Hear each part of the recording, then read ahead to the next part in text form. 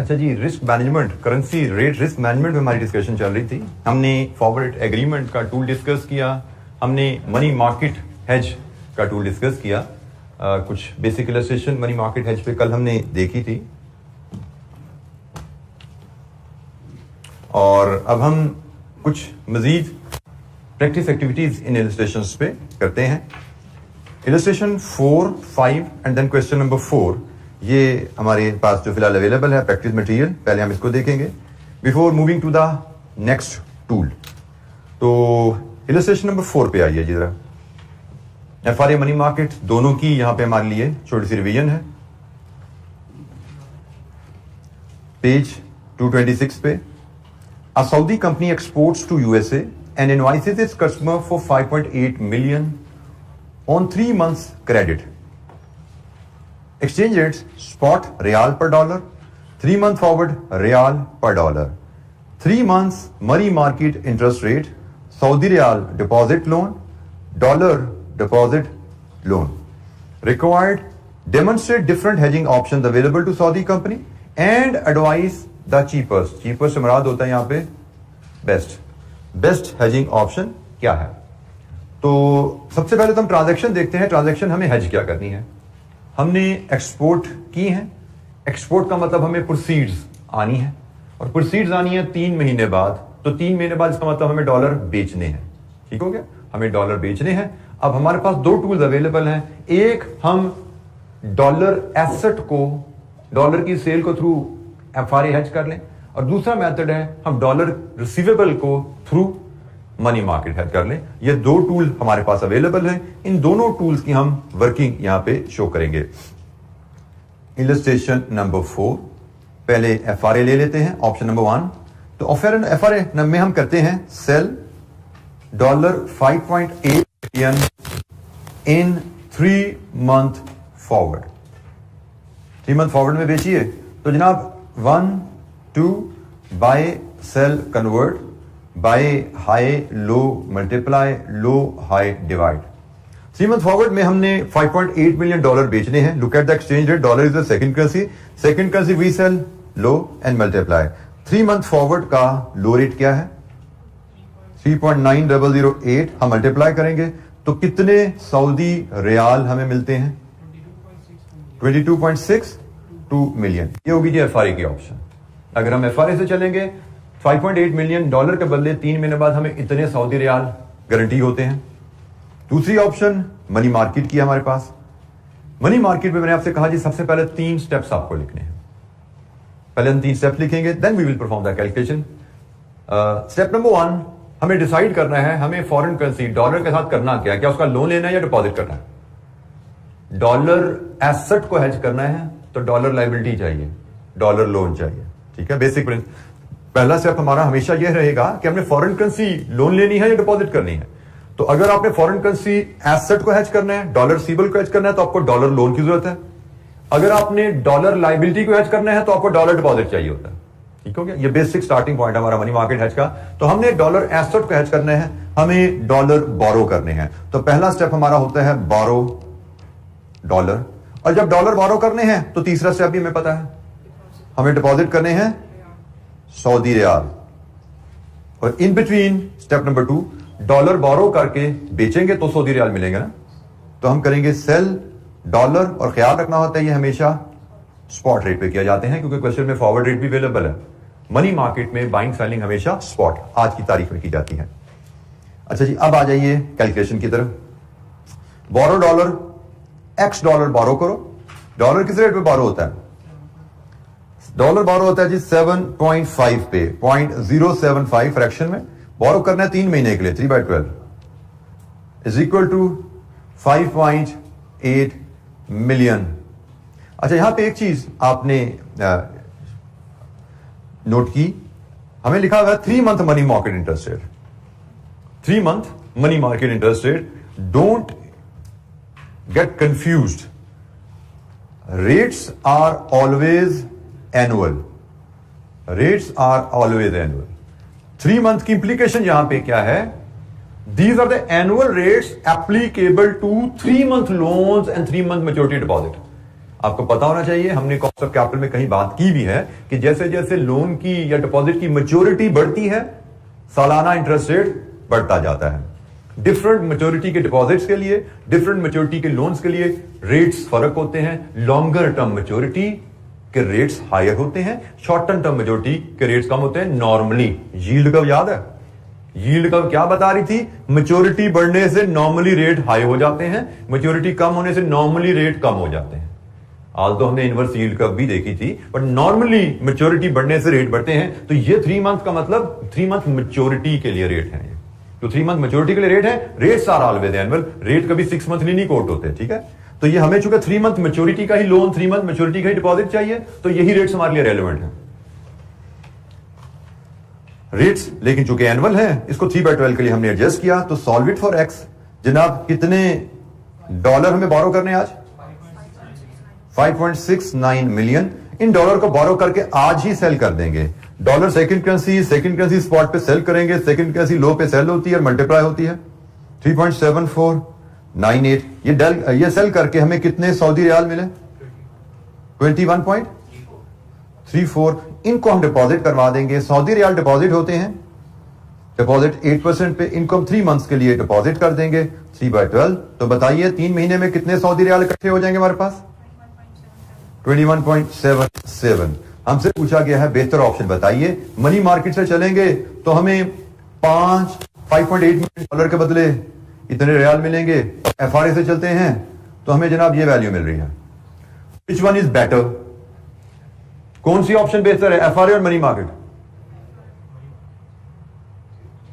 कंपनियां डुबोएगा तो अपनी। आप डॉलर बेच रहे हो तो बेच के जहां ज्यादा पैसे मिल रहे हैं वही अच्छा है ना। तो FRA is better. Money market से हमें 5.8 मिलियन डॉलर के बदले 21.77 मिलेंगे। एफआरए से हमें 5.8 के बदले ये मिल रहे हैं। बेहतर ऑप्शन कौन सी है? आल्डोस ने रिक्वायरमेंट में वर्ड चीपर का यूज किया, but cheaper does not necessarily mean जिसकी वैल्यू कम है। चीपर से मराद फाइनेंशियली कंपनी के लिए फायदेमंद ऑप्शन कौन सी है?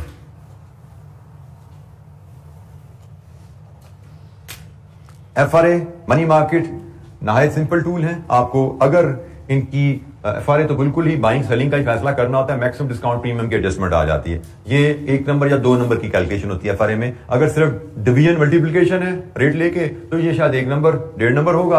अगर प्रीमियम की एडजस्टमेंट है तो 2 नंबर 2.5 नंबर होगा। इससे ज्यादा एफआरए की कैलकुलेशन नहीं होती। मनी मार्केट में चूंकि 1, 2, 3 कैलकुलेशन इन्वॉल्व है विद प्रिंसिपल, तो ये 3 से 4 नंबर की कैलकुलेशन होती है। तो अगर आपको सवाल आता है तो it is very easy and quick to manage. जैसे मैंने आपको बताया रिसेंट टाइम में हमें एफआरए मनी मार्केट पे ही सवाल आया। अपनी डिस्कशन सेशन में आएंगे उसको भी देख लेंगे, बट जो हम इलस्ट्रेशन कर रहे हैं इनसे कोई डिफरेंट नहीं है। मनी मार्केट एफआरए में यही है, कोई कॉम्प्लिकेशन इसमें नहीं है। जो हम कर चुके हैं या अभी हम प्रैक्टिस में देख लेंगे थोड़ी बहुत। एक और इलस्ट्रेशन देखते हैं, इलस्ट्रेशन 5। ये भी एफआरए मनी मार्केट की रिवीजन है।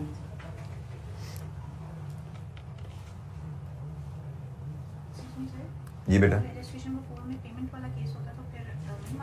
अगर होता तो देख लेंगे, फिर रेट भी ये ना होते और फिर डिपॉजिट भी ये ना होता और लोन भी ये ना होता, फिर बहुत कुछ बदल जाते। ठीक है, it's not that simple. German company, illustration number 5। German company has recently imported raw materials from the USA and has been invoiced for $171,000। अच्छा, इस क्वेश्चन में जी पहली चीज आ गई, हमने इंपोर्ट किया यूएसए से, जर्मन कंपनी ने उसको इनवाइस हुई 171, तो मतलब ये तो पेबल आ गया। इंपोर्ट के अगेंस्ट तो पेमेंट करनी होती है आपने।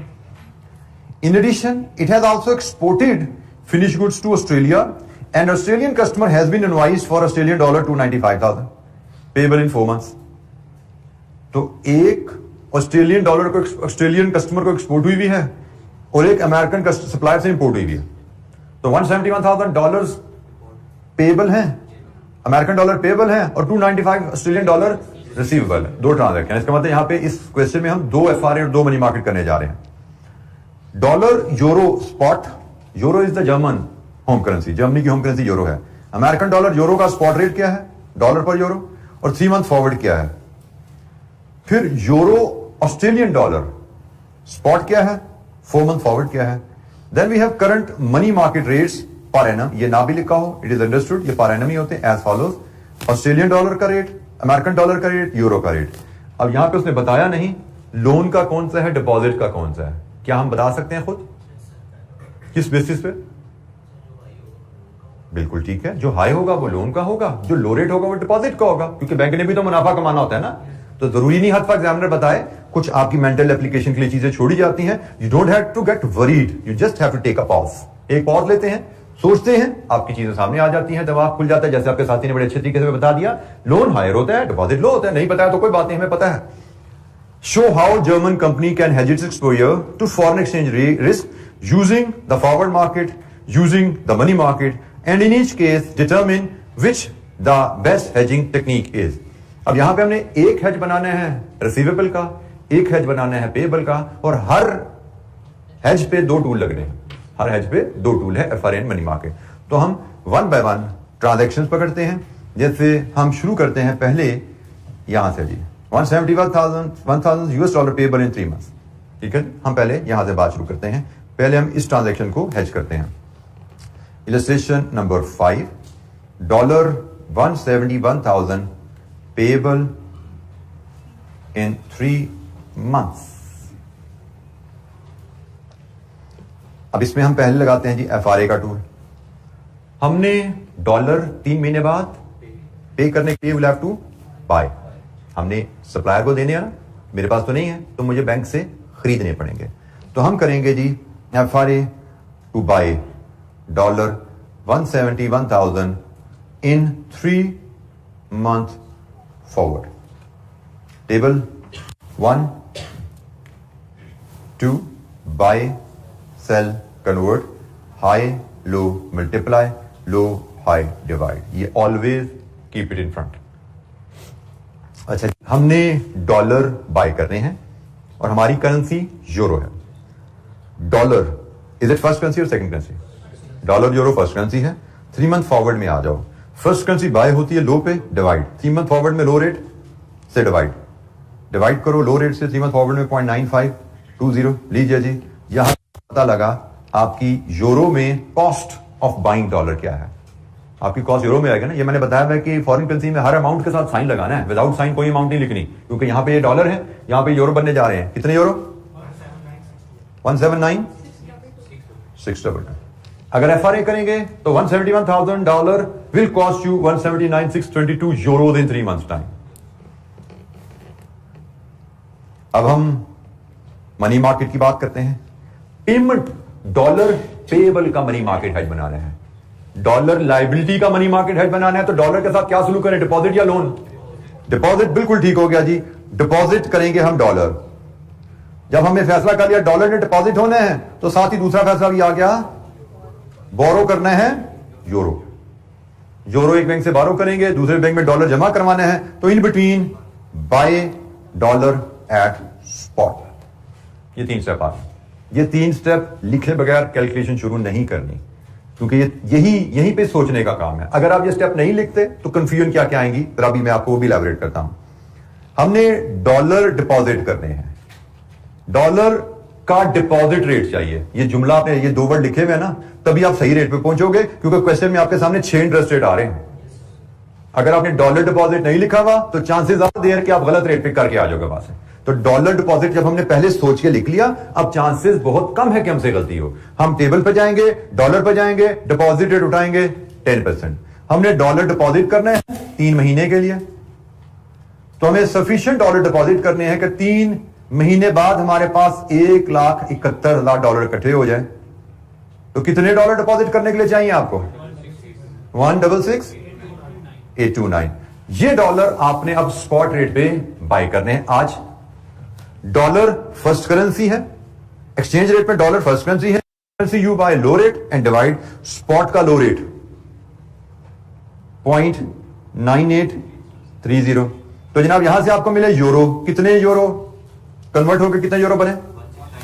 169,714। ये यूरो आपने बोरो करने हैं, यूरो बोरो करने हैं। यूरो किस रेट पे बोरो होते हैं? 13 पे। तो 13% पे 3 मंथ के लिए यूरो बोरो कर लो। जनाब लोन विद इंटरेस्ट कितना बन जाएगा ये 3 महीने में? 175,300। तो अब एक ट्रांजैक्शन तो हेजिंग हमारी कंप्लीट हुई। $171,000 पेमेंट। अगर हम इसको FRA से करें तो हमारी कॉस्ट आती है 179। अगर हम मनी मार्केट से करें तो हमारी कॉस्ट आती है, अब ये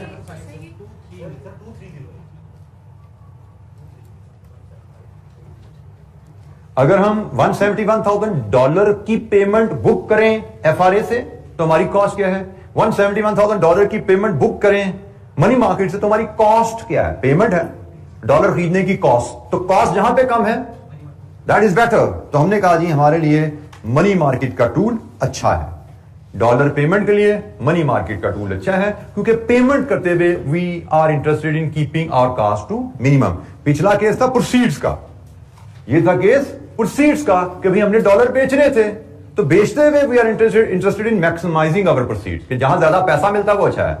यहां पे हम खरीद रहे हैं तो खरीदते हुए जहां कॉस्ट कम है वो अच्छा है।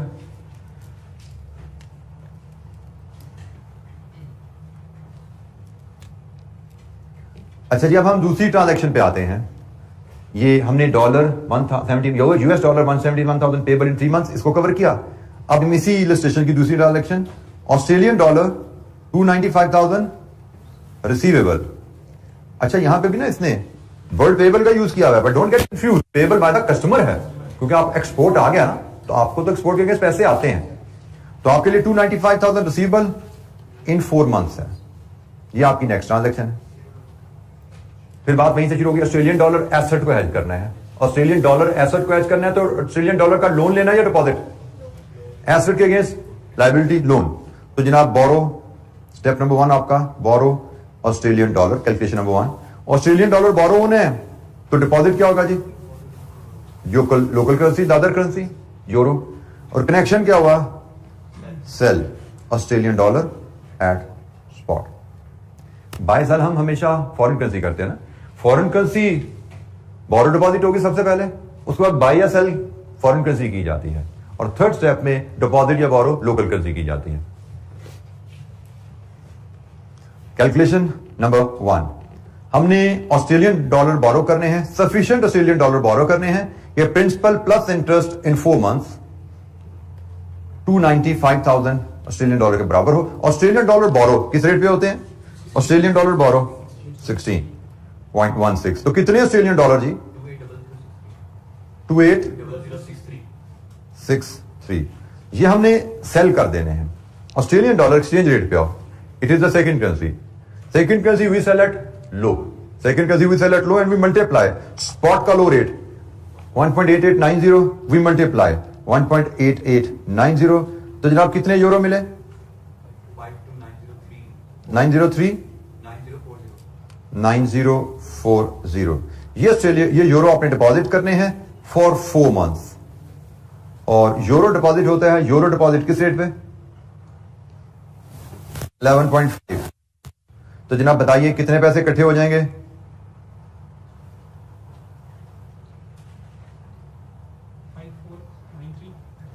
549320।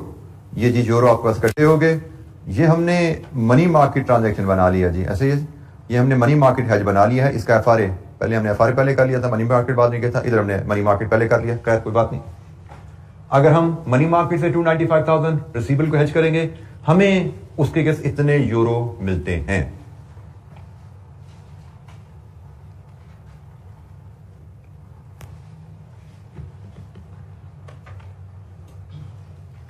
रिसीवेबल को FRA से हेज करना, sell Australian dollar 295,000 in 4 months forward.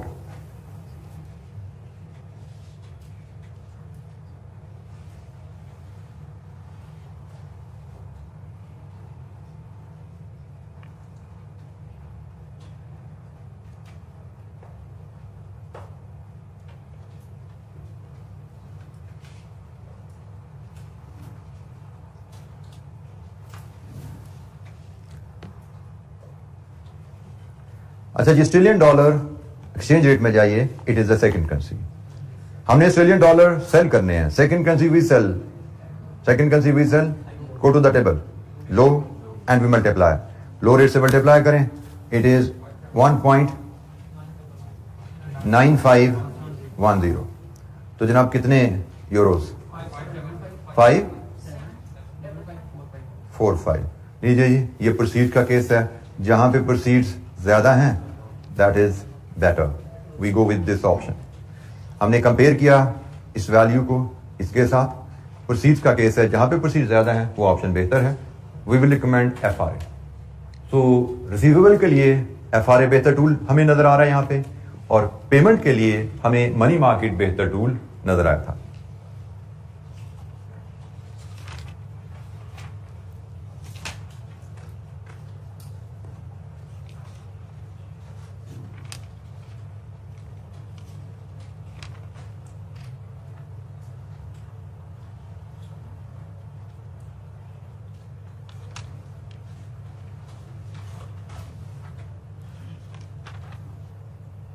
Ji any question, कोई सवाल?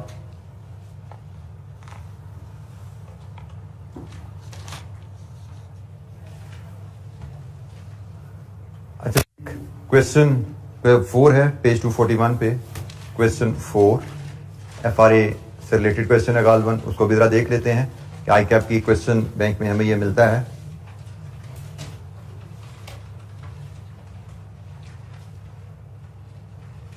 एक simple question, question number 4, requirement है what is the amount that company can fix its future income from US dollar.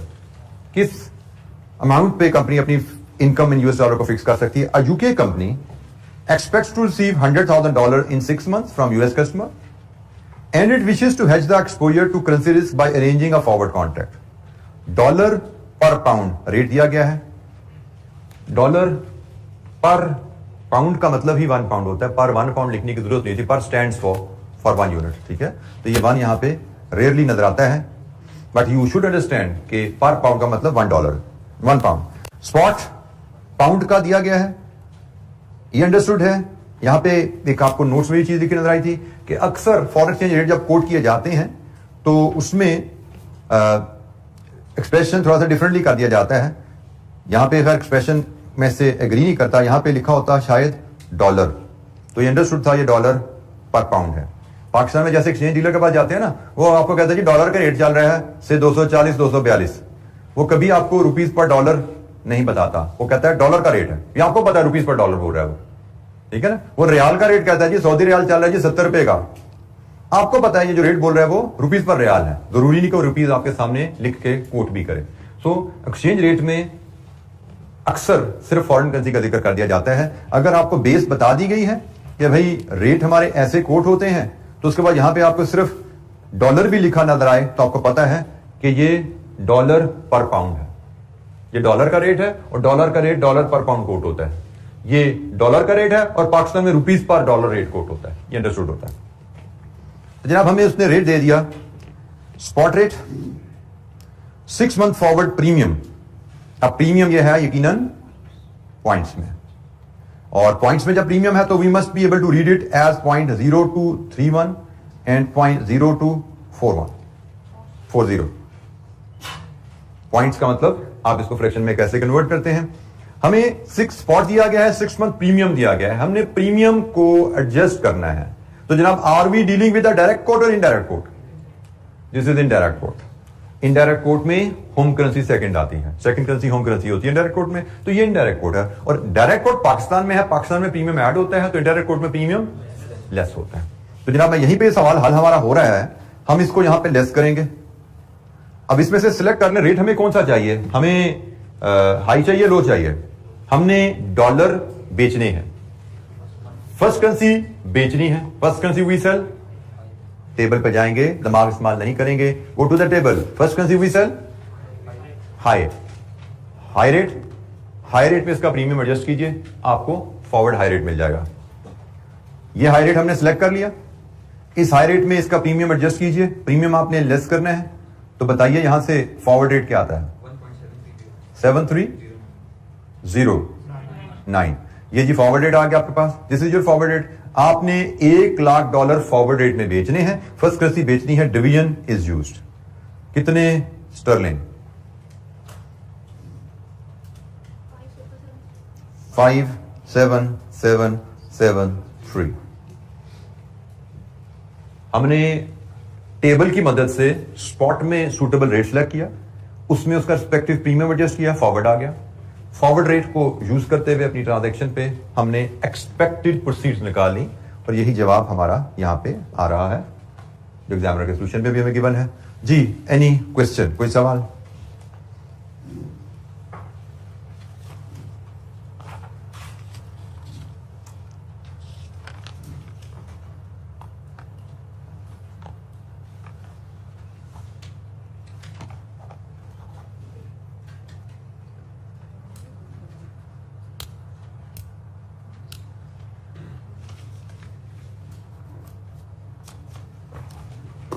अच्छा जी, FRA और money market ये relatively simple basic tools है, उन पे हमारी डिस्कशन कंप्लीट हुई। अब हमें थोड़े से एडवांस टूल्स पे जाना है। करेंसी फ्यूचर्स,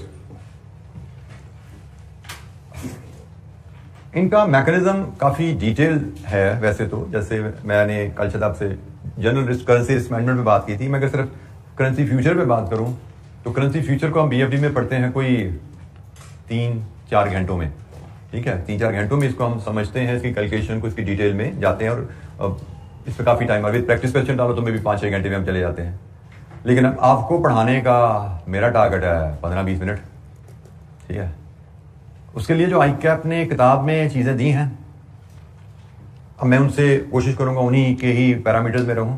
आल्दो उस मटीरियल से आई डोंट एग्री, उसमें आई कुड सी बड़ी ग्लेरिंग मिस्टेक, लेकिन चूंकि वो ICAP ने किताब में दे दी और उन्हीं पे बेस करके उसने अपने सोल्यूशन भी 1-2 में प्रेजेंट कर दिए पास पेपर में, तो I will not deviate from them. तो जो उसने प्रिंसिपल हमें बताए हैं मैं उन्हीं लाइंस पे आपसे डिस्कस करूंगा। लेकिन बीएफडी में जाके जब आप बीएफडी में फ्यूचर पढ़ें तो आपको डिफरेंटली पढ़ाया जाए तो ये ना समझना कि ना हमने गलत पढ़ा दिया था। मुझे पता है कि ये ठीक नहीं है, इसमें खराबी है, लेकिन ये खराबी चूंकि ICAP ने छाप दी अपनी किताब में और अपने पास पेपर सोल्यूशन में भी दे दिए, तो मैं इसे डेविएट नहीं कर रहा। अच्छा जी, करेंसी फ्यूचर्स। करेंसी फ्यूचर्स पहली बात पाकिस्तान में एग्जिस्ट ही नहीं करते, तो इसलिए मतलब मैंने भी जिंदगी में कभी इनसे डील नहीं किया। आप भी पाकिस्तान में करोगे सारी जिंदगी तो कभी डील नहीं करोगे। पाकिस्तान से बाहर जाके you may get an opportunity to learn to deal with them. Learn तो भी हम कर लेंगे, to deal with them. Currency futures भी एक तरह के फॉरवर्ड कॉन्ट्रैक्ट होते हैं, एक तरह के फॉरवर्ड कॉन्ट्रैक्ट होते हैं। फॉरवर्ड कॉन्ट्रैक्ट है नहीं, एक तरह के फॉरवर्ड कॉन्ट्रैक्ट है। टू परचेज और for purchase or sale of one currency in exchange for second currency, but they are a sort of forward contract. अब इनकी स्पेशलिटीज, कुछ फीचर्स इनके होते हैं, उस पर हम बात करते हैं। सबसे पहली बात, फ्यूचर कॉन्ट्रैक्ट्स नॉर्मली जो होते हैं ये फ्यूचर एंड ऑप्शन एक्सचेंजेस होती हैं, उनमें ट्रेड होते हैं। फ्यूचर एंड ऑप्शन एक्सचेंजेस होती हैं, उनमें चूंकि इन्होंने ट्रेड होना होता है, इसलिए ये हर करेंसी में नहीं मिलते। ये आपको मिलते हैं कुछ मेजर करेंसीज जो होती हैं इंटरनेशनल, उनमें। मेजर इंटरनेशनल करेंसीज 3 तो आपके सामने आ रही हैं, डॉलर, पाउंड, यूरो। एक आध शायद अब चूंकि चाइनीज इकॉनमी बहुत बड़ी हो गई है तो चाइनीज करेंसी भी इंटरनेशनल करेंसी में आना शुरू हो गई है, ठीक है। जापानीज करेंसी भी, चूंकि जापानीज इकॉनमी का साइज भी ठीक है, तो वो भी कभी कभी इंटरनेशनल करेंसीज के तौर पर कंसिडर की जाती है। इंटरनेशनल करेंसी से मुराद है इंटरनेशनल ट्रेड नॉर्मली जिन करेंसीज में होती है। आप इंपोर्ट एक्सपोर्ट जिन करेंसीज में नॉर्मली कर सकते हो उनको हम इंटरनेशनल करेंसीज कहते हैं। तो ये 3 मेजर करेंसीज की लिस्ट आपके सामने है। चौथी करेंसीज इसमें अगर डालनी है तो चाइनीज युआन है, ठीक है। तो फ्यूचर्स जो हैं सिर्फ इंटरनेशनल करेंसीज में ही अवेलेबल होते हैं, क्योंकि नॉर्मली हम foreign exchange rate risk import export transaction में ही फेस करते हैं, और import export transaction normally major international currencies में ही की जाती हैं। तो इसलिए हेजिंग का जो टूल है वो भी मेजर इंटरनेशनल करेंसीज में अवेलेबल है। फॉरवर्ड मार्केट में ऐसी कोई रिस्ट्रिक्शन नहीं है। आप पाकिस्तान में बैठ के से अगर पाकिस्तान में it is legal to deal in Sri Lankan rupees तो आप श्रीलंकन रुपीज का भी एफआरए ले सकते हो। If it is legal to deal in Bangladeshi taka in Pakistan, आप बांग्लादेशी टका का भी फॉरवर्ड एग्रीमेंट पाकिस्तान में ले सकते हो, ठीक है। लेकिन आप फ्यूचर की बात करो तो फ्यूचर कॉन्ट्रैक्ट आपको नहीं मिलेगा श्रीलंकन रुपीज का या बांग्लादेशी टका का, वो इंटरनेशनल करेंसीज का ही मिलता है। और ये कॉन्ट्रैक्ट्स आपको मिलते हैं फ्यूचर एक्सचेंजेस में। फ्यूचर्स एंड ऑप्शन एक्सचेंजेस होती हैं, future and option exchanges. Stock exchanges होती है ना, इस तरह internationally future and option exchanges होते हैं। अभी ऑप्शन का वर्ड भी हमने पढ़ना है, ये टूल भी हमारा आने वाला है, इसलिए मैं वर्ड आपको यहीं पे इंट्रोड्यूस करा दूं। ये इंटरनेशनल एक्सचेंजेस होती हैं जहां पे फ्यूचर कॉन्ट्रैक्ट मिलते हैं। फॉरवर्ड कॉन्ट्रैक्ट आप अपने बैंक से लेते हो। फॉरवर्ड कॉन्ट्रैक्ट होते हैं एफआरए, वो आप अपने बैंक के साथ करते हो। मनी मार्केट भी आप बैंक में डिपॉजिट और लोन ले रहे हो, लेकिन फ्यूचर कॉन्ट्रैक्ट आपको फ्यूचर एंड ऑप्शन एक्सचेंज से लेना पड़ता है। ये भी एग्रीमेंट टू बाय और सेल ही होता है। अच्छा, इसमें एक फीचर तो आ गया, हर करेंसी का अवेलेबल नहीं है और मिलेगा मार्केट से। दूसरा फीचर कि ये एग्रीमेंट किसी भी अमाउंट के ऊपर नहीं मिल जाएगा कि जी मैंने $10,000 खरीदने एग्रीमेंट दे दो, मैंने £50,000 खरीदने एग्रीमेंट दे दो। फ्यूचर में जो चीज मिलती है रेडीमेड, उसका साइज भी स्टैंडर्ड होता है। जैसे यहां पे एक एग्जांपल दी गई है, 1 लाख, इसको कहा जाता है contract size. Future is available in standard contract sizes. जैसे डॉलर का कॉन्ट्रैक्ट साइज यहां पे एग्जांपलीफाई किया हुआ है $1,25,000। इसका मतलब क्या है कि आप डॉलर की खरीदो फरोख्त एग्रीमेंट अगर करना चाहते हो फ्यूचर मार्केट में, it can only be done in the multiple of $1,25,000। मतलब आप $1,25,000 की खरीदो फरोख्त एग्रीमेंट कर सकते हो, 2,50,000, 3,75,000, 5 लाख, 6,25,000। मतलब एक contract, 2 contract, 3 contract, 4 contract, 5 contract. आप कहते हो मुझे एक कॉन्ट्रैक्ट डॉलर का बाय करने का एग्रीमेंट चाहिए, मतलब मुझे $1,25,000 बाय करने का एग्रीमेंट चाहिए। आप कहते हैं मुझे 2 कॉन्ट्रैक्ट डॉलर सेल करने का एग्रीमेंट चाहिए, मतलब $2,50,000 बेचने का एग्रीमेंट चाहिए। तो ये इसके फीचर्स हैं। अब ये फीचर्स कैसे हमारी सेहत पे असर डालते हैं वो हम बात की बात करेंगे। फिलहाल एक प्रोडक्ट है क्या, हम वो समझ रहे हैं। तो पहली चीज, फ्यूचर आपका इंटरनेशनल करेंसीज में मिलता है। दूसरी चीज, फ्यूचर किसी भी अमाउंट का नहीं मिलता आपको, उसके स्टैंडर्ड कॉन्ट्रैक्ट साइजेस होते हैं। आप कॉन्ट्रैक्ट साइजेस के हिसाब से in the multiple of contract sizes ही उसमें खरीदो फरोख्त एग्रीमेंट हासिल कर सकते हो। तीसरी चीज जो सबसे अहम है, future contracts are non deliverable.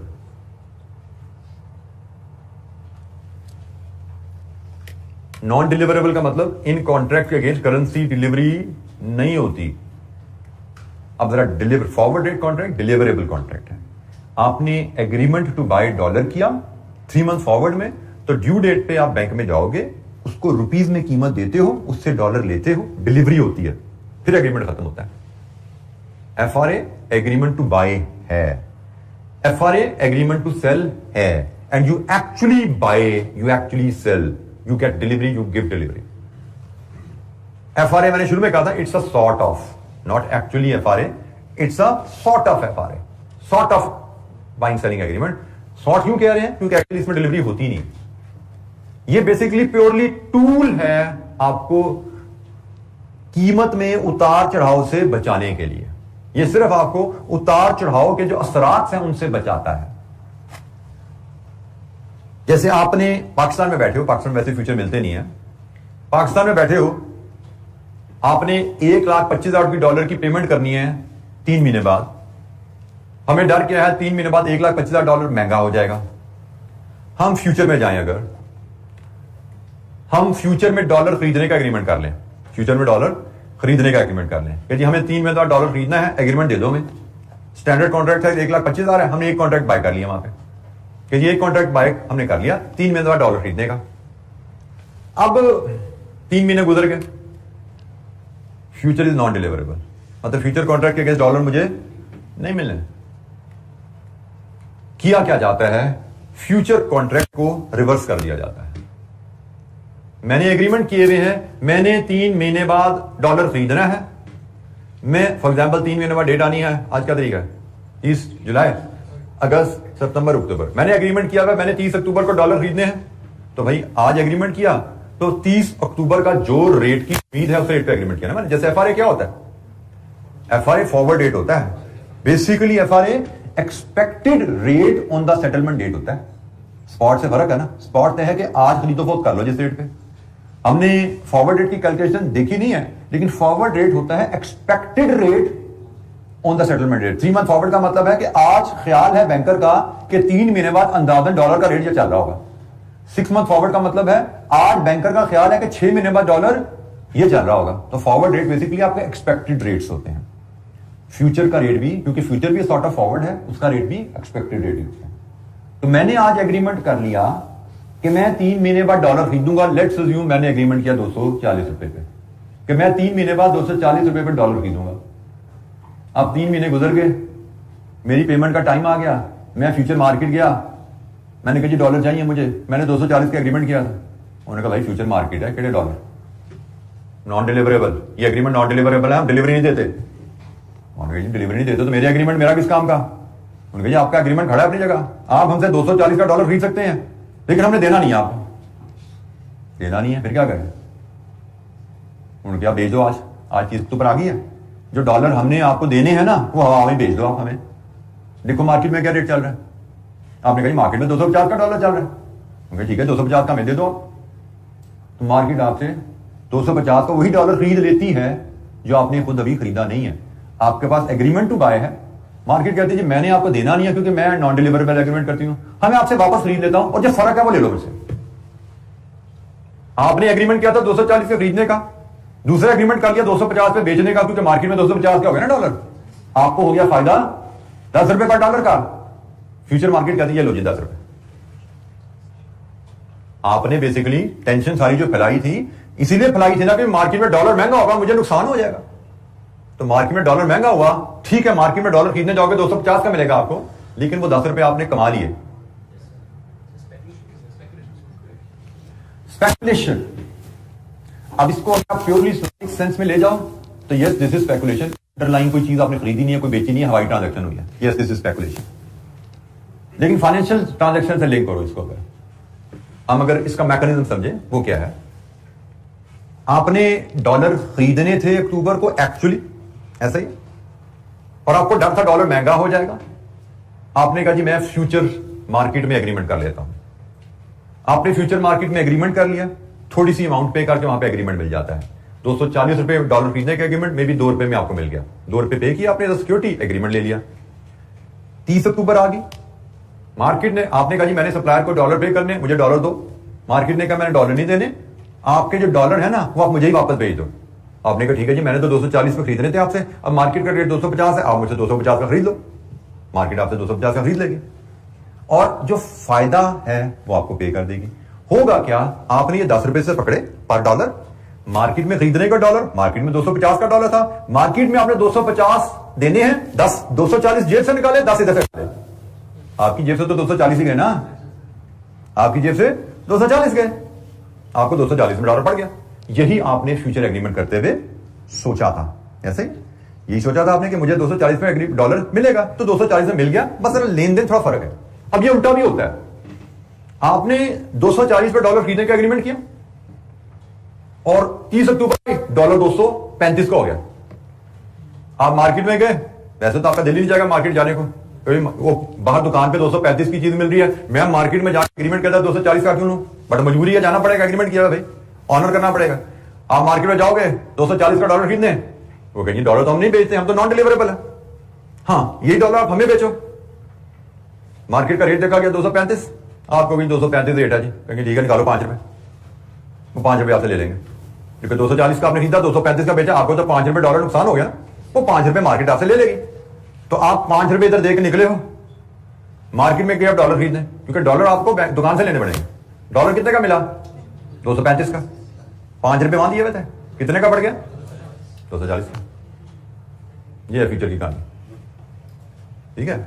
जो एग्रीमेंट किया डॉलर मिल उतने का ही रहा, लेकिन डॉलर उस दुकान से नहीं मिल रहा जहां पे आपने एग्रीमेंट किया था, वहां पे सिर्फ प्लस माइनस एडजस्ट होता है। डॉलर मिलता है आपको बैंक से या डॉलर की दुकान से, फ्यूचर एक्सचेंज में आपको डॉलर नहीं मिलता क्योंकि वो नॉन डिलीवरेबल है। अब ये जुमला हम दोबारा सारी लाइनें पढ़ते हैं।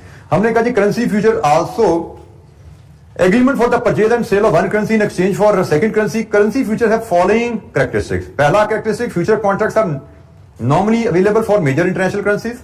We can only have agreement to buy and sell currencies in multiple of fixed amount, जिसको हम contract size कहते हैं। Currency futures are non-deliverable contracts and only protects against the effects of movement। Movement का जो असरात है ना सिर्फ वही एडजस्ट होता है मार्केट से। मूवमेंट ऊपर, रेट ऊपर गया नीचे गया, उसका लेन देन मार्केट से कर लो। मूवमेंट के इफेक्ट्स की आपको रिकवरी मिल जाती है वहां से, from the date of transaction till the date of its settlement, ठीक है। तो ये जनाब इसका मैकेनिज्म है। इसका छोटा सा मैथमेटिक्स हमारे पास यहाँ के एग्जाम्पल में, जो मैंने एक जबानी छोटी सी बताई एग्जाम्पल, हल्की फुल्की, यहां पे थोड़ा सा उसको डिटेल में डाटा लेके बताया गया है। इसको यहां से फॉलो करेंगे तो फ्यूचर भी इंशाअल्लाह आपको क्लियर हो जाएगा। Pakistani company expects to receive $1.2 million in September, in 3 months time. 3 महीने बाद, हमारा अक्टूबर आता है, सितंबर बना दिया, कोई बात नहीं, 12 लाख हमने वसूल करना है। and it wants to hedge its exposure with currency futures. Current spot price is $174. Current spot आज खरीदना है तो 174 का है, बट हमने तो आज नहीं खरीदा ना, सॉरी हमने बेचना, आज बेचना तो 174 है, हमने आज नहीं बेचना, हमने तो 3 महीने बाद बेचना है. And the currency company is facing risk of fall in the value of the dollar. A future contract is for, ये साइज आ गया आपका 1,25,000 का एक कॉन्ट्रैक्ट साइज होता है. कंपनी हेज कैसे बनाएगी? कंपनी ने डॉलर बेचने का कॉन्ट्रैक्ट करना है. डॉलर बेचने के लिए आप टर्म यूज करते हो sell dollar future contracts.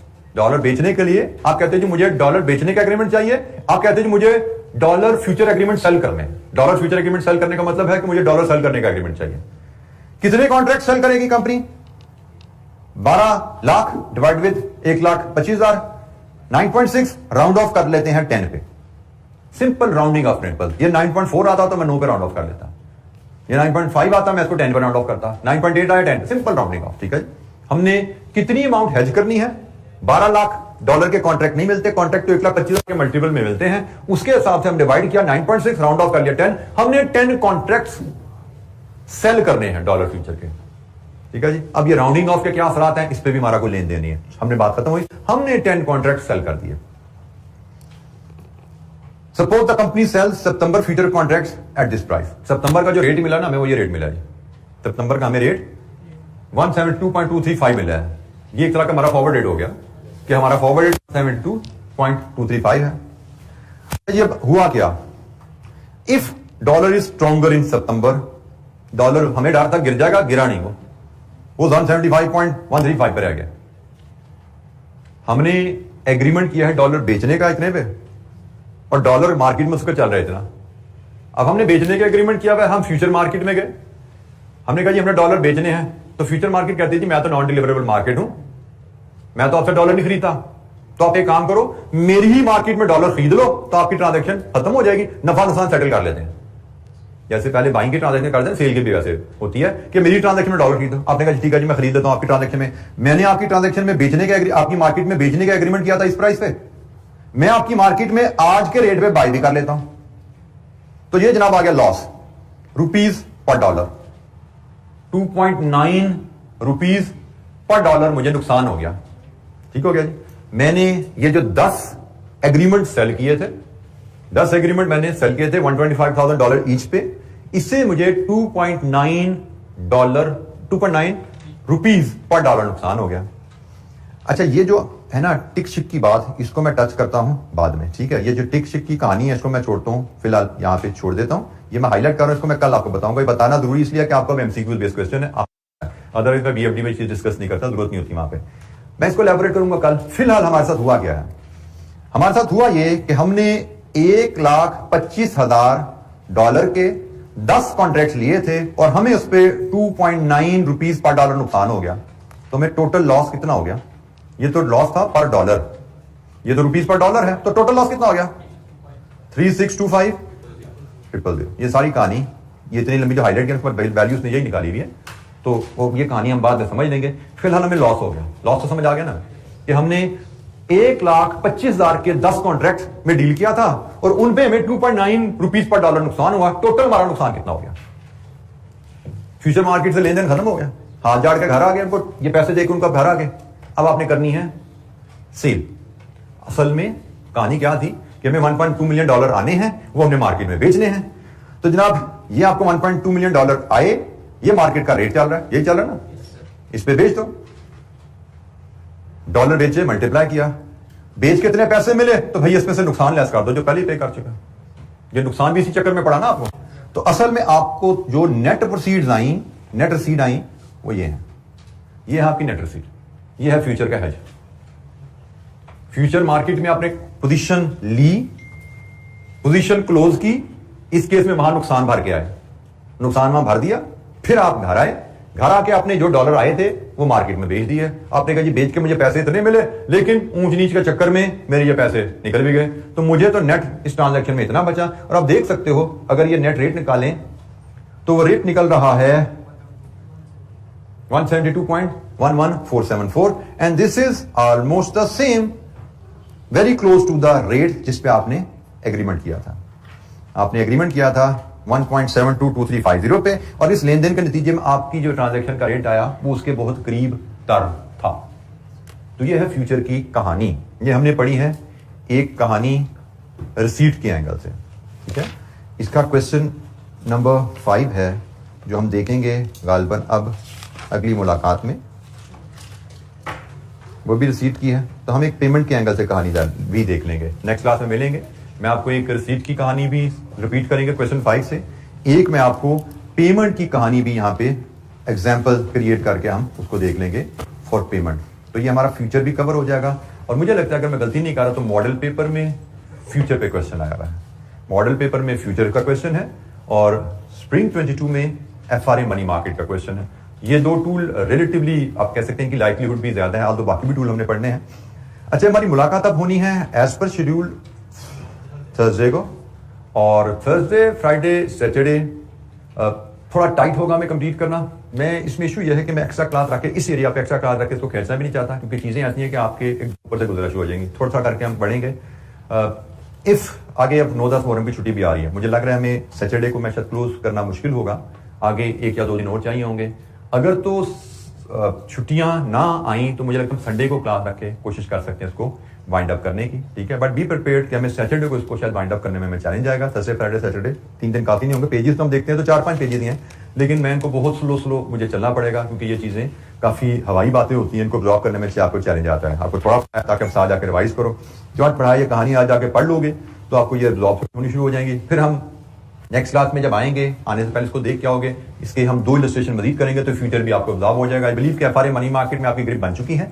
Next session में हम ये जो 2 सवाल करेंगे तो आपकी फ्यूचर पे भी ग्रिप बन जाएगी इंशाअल्लाह, ठीक है। तो बाकी आगे फिर इंशाअल्लाह चलेंगे, क्योंकि अभी हम करेंसी रिस्क पढ़ रहे हैं, फिर आगे इंटरेस्ट रेट रिस्क भी है, कमोडिटी रिस्क भी है, सारे मार्केट रिस्क की बातें हो रही हैं। मार्केट रिस्क के बाद फिर बहुत छोटी सी डिस्कशन है क्रेडिट रिस्क पे एंड लिक्विडिटी रिस्क पे। वो छोटी छोटी बातें, वो ज्यादा बातें नहीं है। मेजर हमारा 90% सिलेबस करेंसी रिस्क पे है, और करेंसी रिस्क में हम जब मार्केट रिस्क पे है, मार्केट रिस्क में हम करेंसी रिस्क तकरीबन कवर करने के करीब है। इसके बाद इंटरेस्ट रेट रिस्क अभी रहता है, उस पर हमारी बातें, उस पर भी टाइम हमारा थोड़ा लगना है। तो जितना करेंसी रिस्क पर लग रहा है इससे आधा को टाइम हमारा इंटरेस्ट रेट रिस्क पे भी लगना है, कमोडिटी रिस्क पे भी थोड़ा टाइम जाना है, फिर लिक्विडिटी रिस्क और क्रेडिट रिस्क की बातें भी हैं। बातें छोटी छोटी हैं, लेकिन टाइम मैं चाहता हूं ऐसा करके लगा लें। तो जैसे मैंने कभी ट्राई किया, हम इसको संडे को वाइंड अप करने की कोशिश करें। Saturday seems difficult, challenging. Okay जी, थैंक यू वेरी मच। अस्सलाम वालेकुम।